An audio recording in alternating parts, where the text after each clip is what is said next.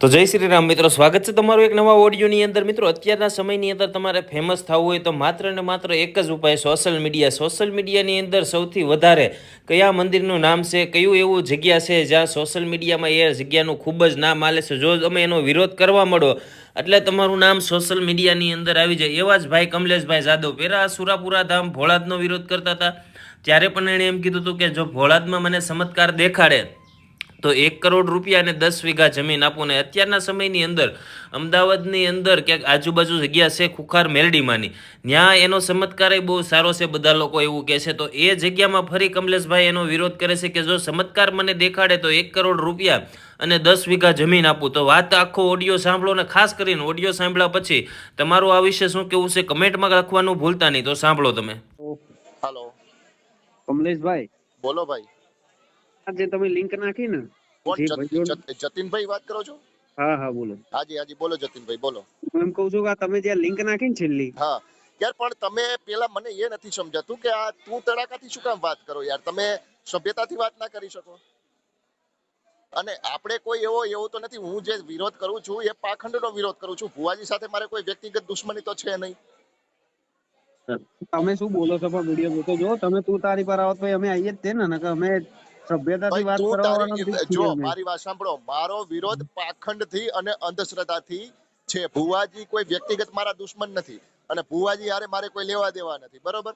મારે તો જે ભીડ ત્યાં 5,000 કે 10,000 પબ્લિક એકત્રિત થાય છે એમાં ઘણા લોકોને કેટલી તકલીફ હોય, કેટલી બીમારી હોય અને બીજી કેટલી બીમારીનો ત્યાં ફેલાવો થતો હશે. મારી વાત સાંભળો પહેલા. એક ગુનો છે, ગેરસંવૈધાનિક અને ગેરબંધારણીય છે અને સંવિધાનના આર્ટિકલ 51A મુજબની જે અમને સ્વતંત્રતા મળી છે. પહેલા બંધ કરો, હું કહું મારી વાત સાંભળો. તમે જે છેલ્લે જે લિંક મોકલી ને, હાજી, એ લિંક સાજ નહીં અમારી નહીં. જે ભાઈ વાત કરતો હતો ને અમરત બાપા વાળો ભુવાજી પોતે વાત કરતો હતો. હા હા. અને એ જે નંબર આપ્યો ને એ ભાઈએ, હા, એ ભાઈ જે ત્યાં ધૂણા છે ને એ ભાઈ પોતે વાત કરતો હતો. એમાં અમારો કોઈ સેવક નતો કે અમારો કોઈ માણસ નતો. વોટેવર જે હોય તે ભાઈ, એનાથી મને તો કોઈ મતલબ નથી. હવે કોણ ક્યાં કોણ શું કરે છે શું નથી એનાથી મારે કોઈ મતલબ નથી. હું તો તમે વાંધો નહીં. અરે તમે વિડીયો બનાવો છો, તમે વિડીયો બનાવો છો બરોબર, તમે મૂકો પણ એની જોડ ના જોડશો એમ. અરે ભાઈ, મને ખ્યાલ છે કે જે અમૃત બાપાની મેરડીનો જે ધામ છે તે અલગ છે, તમારી ખુખાર મેરડી બારેજા ધામ અલગ છે. તો હું પણ જાણું છું ને ભાઈ. અને એક ઓડિયોમાં મેં ચોખવટ પણ કરી છે. એક હકુભા કાઠી કરીને, તમે એ જે ભાઈ જોડ તમે વાત કરી ને છેલ્લે, જતીનભાઈ મારી વાત સાંભળો. હકુભા કાઠી નામના એક કાઠી દરબારનો મને ફોન આવ્યો ને ત્યારે એ હકુભા સાથે મેં ચોખવટથી વાત કરી છે કે બારેજા ધામ અલગ છે ને અમૃત બાપાની મેરડી અલગ છે. આ બંને મેરડી જે તમે વાત કરીને, આ જે તમે વાત કરીને અમૃત બાપા વાળો પોતે ભાઈ જાતે બોલતા હતા. એ તમે વાત કરીને જે નંબર આપ્યો ને એ ભાઈ જાતે હતા. એ પોતે જે ભુવાજી છે ને તમારા મેન્શન કરેલા છે, હરેક વિડીયોમાં તમારા 2 નંબર મેન્શન કરેલા છે. એ જ ભાઈએ અમારી લિંક મોકલી તમને. હું એમ કહું છું, તમે વાત સમજતા નહીં. હું શું કહેવા માંગુ છું? હું સમજી ગયો છું, તમે જે કહેવા માંગો છો એ સમજી ગયો છું. અને જતીનભાઈ, નથી મારે તમારાથી કોઈ વિરોધ, નથી તમારા ભુવાથી કોઈ વિરોધ. મારે તો એમના પાખંડથી વિરોધ છે, બરોબર? એટલે હું ટીવી ચેનલના માધ્યમથી લાઈવ ડિબેટ કરવા માટે શું કામ કહું છું ભાઈ? કારણ કે ત્યાં અમે બારેજા આવીએ ને, બારેજા ઘેટા બકરાની ભીડ હોય છે, બરોબર? અને અમને ખ્યાલ છે કે ત્યાં અમને પોલીસ પ્રોટેક્શન પણ ના મળે. કઈ જગ્યાએ કરવું છે? તમે કઈ જગ્યાએ લાઈવ ડિબેટ કરવી છે? તમે કોઈ જગ્યાએ તમારા ભુવાજી તૈયાર હોય તો આપણે મોબાઈલના માધ્યમથી પણ, પડકાર ન્યૂઝ છે, ઘણા બધા ન્યૂઝ છે, આપણે નવજીવન ન્યૂઝ છે, તમે કયો એ ટીવી ચેનલમાં આપણે વાત કરી, રોનક પટેલ જોડે વાત કરી, એબીપીમાં પણ ગોઠવી દઈએ. તમે કયો એ જગ્યાએ ગોઠવી દઈએ, બોલો. સારું. તમે મને પેલા એ સમજાવશો અંધશ્રદ્ધા શું છે? મને એ સમજાવો. અંધશ્રદ્ધા હું એ જ કહું છું, એ બાબત તે જ મારે ડિબેટ કરવી છે. મારે જાહેરમાં ચમત્કાર તો જોવા નથી. તમારો ભૂવો કોઈ મને ચમત્કાર કરી નથી બતાવવાનો.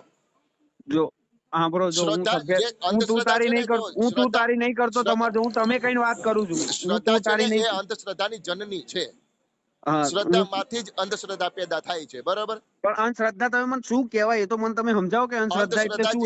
અત્યારે ઘેટા બકરાની ભીડ ત્યાં એકત્રિત થાય છે શ્રદ્ધાના નામે. જે અમુક લોકોએ કેટલી માનતાઓ રાખી હશે, કેટલા ઉપવાસો કર્યા હશે, કેટલી ટેકો રાખી હશે, બરોબર? અને છતાં પણ એ લોકોના કામનો કોઈ નિવાડો નથી આવતો. એ લોકોને પોઝિટિવ રિસ્પોન્સ નથી મળતો, એને સારો પ્રત્યુત્તર નથી મળતો, એને સારો પ્રતિસાદ નથી મળતો. હવે અમુક વાંજિયા પણ હોય, અમુક કોઢિયા પણ હોય, અમુક લુલા પણ હોય, અમુક લંગડા પણ હોય અને અમુકને અસંખ્ય બીમારીઓ હોય, બરોબર? તો આવી બધી સમસ્યાનું સમાધાન ત્યાં માતાજી ક્યારેય કરતી નથી. અને જો માતાજી આવી બધી સમસ્યાનું સમાધાન કરતી હોય ને તો ગુજરાતમાં જેટલી હોસ્પિટલો છે ને બધે તાળા મારી દેવા જોઈએ અને ટ્રકો ભરીને જેટલા પીડિતો છે ને તમારે ત્યાં મોકલી દેવા જોઈએ. એ શ્રદ્ધાનો વિષય છે ભાઈ, એની માટે ભાવભક્તિ કરવી પડે. તમે મને કાયદો કહો પેલા, કાયદા નવા તમે કહો છો કારણ શ્રદ્ધા વિરુદ્ધ કાયદા આયા, મને કાયદા કહો તમે કયા કયા કાયદા? શ્રદ્ધાના વિષયની વાત જ ના કરો, શ્રદ્ધાનો વિષય જ નથી. અને નવા કાયદામાં તો પહેલી જોગવાઈ એવી છે કે આટલી ભીડ તમે ક્યારેય એકત્રિત ના કરી શકો, જાહેરમાં ધૂળી ના શકો ને જાહેરમાં આવી બેઠક ના કરી શકો. આ કાયદાનો પહેલો નિયમ છે ભાઈ. પરમિશન સાથે થાય છે ભીડ, તપાસ કરી લો તમારી. એ ત્યાં તમે ભાઈ તંત્રને વેચાતું લઈ લીધું હોય તો એ અમે નથી જાણતા, બરોબર, પણ આ કાયદાકીય ગુનો બને છે. આમાં કઈ વાંધો નહીં, આપણે કાયદાકીય લડી લઈશું.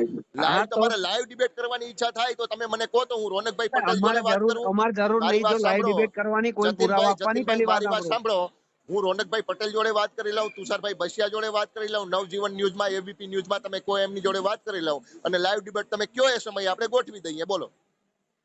સાંભળો, જો અમાર માતાજી ને માનવા વાળા લાખો જણા છે, તમારે ચાર જણા ના માને ને, ઘેટા બકરાની ભીડ છે, લોકોને જ ખબર નથી પડતી. એ લોકો મગજ વગરના ઘેટા બકરાની ભીડમાં તમે આવો ને, એ ઘેટા બકરાની ભીડમાં આવો તમે, મરતા ક્યાં નહીં કરતા. મારા તણખલાનો સહારો, જે વ્યક્તિના ઘરમાં કજિયા કંકાસ થતા હોય, રોજી રોટી સારી રીતના ના કમાતા હોય ને, તે દવાનો પણ ઉપયોગ કરે ને દારૂનો પણ ઉપયોગ કરે ને દુવાનો પણ ઉપયોગ કરે. એટલે આમાં બધું ભેગું થાય છે.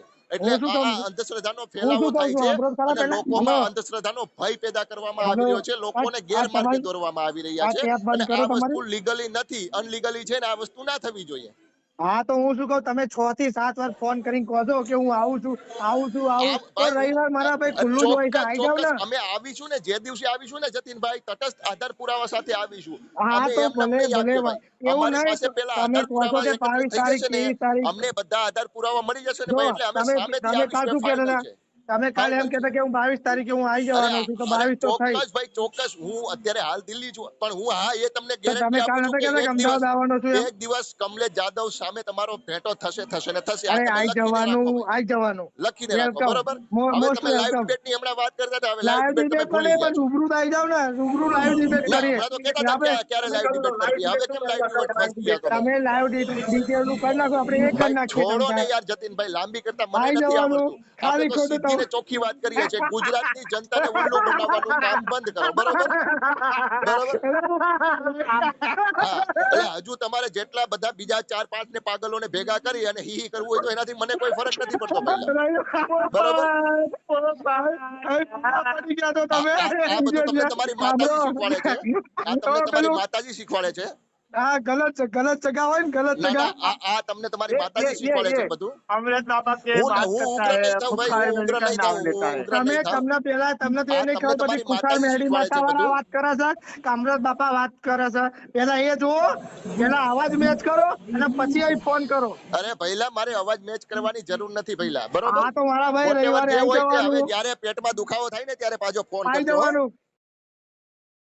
તો મિત્રો તમે આખો ઓડિયો સાંભળો, જેમાં કમલેશ જાદવ એમ કહે છે કે હું મને સાબિતી તમારે ડેબિટ કરો, મને ચમત્કાર દેખાડો. તો અત્યારે આ લોકો બધા જે ફ્રી હોય, નવરા હોય, એને કંઈ ધંધો ન હોય ને વાયરલ થવું હોય ને, એટલે સોશિયલ મીડિયાની અંદર જો આ વસ્તુ કરે ને એટલે એ ફેમસ થઈ જાય જગ્યાના નામ ઉપર, કે જો આ કમલેશ જાદવે આમ કર્યું. એ લાસ્ટમાં આનો કોઈ ઉપાય નથી આવતો અને આવડા શાંત બેસી જાય છે. પહેલાં વિરોધ કરે છે સોશિયલ મીડિયાની અંદર અને કહે છે મારે આનો પડદો પાસ કરવો છે. ને જો એને હકીકતમાં સારા કામ કરવા હોય ને તો એવા ઘણા ધંધા છે જે સારા કામ કરી શકે. પણ આ ખાલી એવું લોકોને એમ થાય કે નહીં, લોકોને જાગૃત કરે છે, પણ કોઈ જાગૃત કરવાના ધંધા નથી. માત્ર ને માત્ર ફેમસ જવાના ધંધા કરતા હોય ને એવું આ લાગે છે સોશિયલ મીડિયાની અંદર. તો આખો ઓડિયો સાંભળવો હોય તો આ વિશે તમારું શું કહેવું છે ખાસ કરીને વિડીયોની કમેન્ટમાં લખો, વિડીયો શેર કરો. ચેનલમાં નવા હોય તો આવા ગુજરાતના હરેક વાયરલ રેકોર્ડિંગ જોવા માટે ચેનલને સબસ્ક્રાઈબ ફોલો કરો.